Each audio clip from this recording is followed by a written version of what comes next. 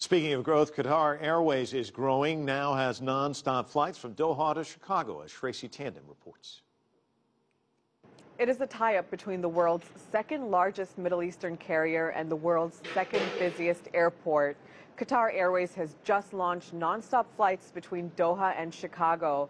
The move is expected to boost Chicago's economy as it creates new jobs as well as new business opportunities. I caught up with Qatar Airways CEO Akbar Al-Bakr, who spoke to me about the significance of this launch. Any new destination that we go to as Qatar Airways, it is a very important milestone for my airline because we are on a very aggressive expansion plan, and we want to be a very strong and a very large player in the aviation world. Qatar Airways services 6 cities in China. What are your plans for continuing to expand in that region?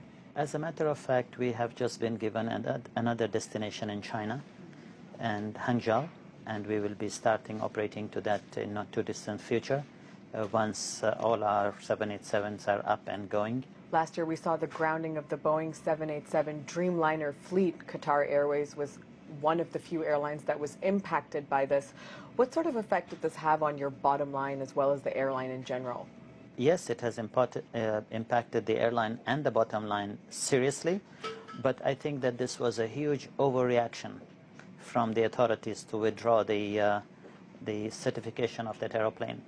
787 is, I think, a revolution in the way aeroplanes are made, and I'm sure that once these teething problems are resolved, as it happens to any new aircraft program, that people will realize that this aeroplane is one of the most reliable machines that are flying. You've candidly spoken about wanting to have an IPO.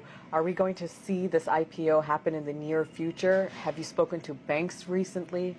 We were interested around 2-3 years ago.